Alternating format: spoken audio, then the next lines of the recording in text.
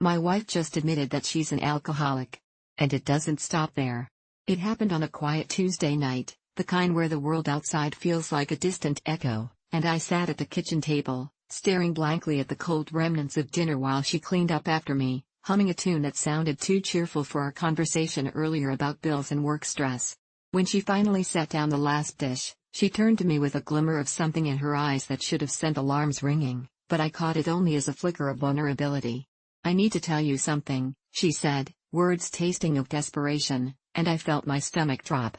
I braced myself. Over the years, we had weathered most storms, job loss, family woes, but nothing could have prepared me for her next confession. "I've been drinking more than I let on. It's not just a glass of wine anymore, it's a bottle, sometimes two, and it's becoming all I think about." I nodded, trying to absorb the weight of her admission while tidal waves of pain crashed around me, pulling me under.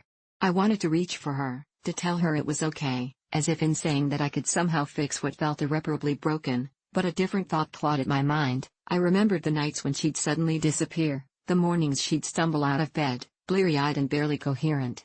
A chill ran down my spine as I connected the dots. Those were not just late nights with friends but something darker lurking behind her smile. "How long?"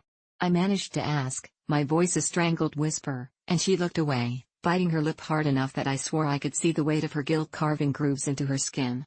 "Months, maybe even years." I thought I could control it. "Maybe just until things got better." Each word seemed to pull us deeper into a chasm of despair, and I felt the distance between us expanding like an insatiable void. In that moment, I remembered a night 2 weeks prior, when she said she had to work late, but came home far too late, reeking of alcohol and shame. I had brushed it off, attributing it to a rough day, but now it screamed a different story. "Is it just the drinking?" I asked, dread coiling around my thoughts. Her eyes widened, and I felt a cold sweat prick my skin. Something was bound to fall out of her mouth like an unrevealed monster lurking within our lives, something too dark to be contained by the feeble walls of our home. "No. Not just that, I've been seeing someone." The confession hit like a punch to the gut. "What do you mean?" I asked, breathless and hollow, as images of betrayal flickered through my mind, shadows of mistrust taking shape. "I didn't mean to, it just.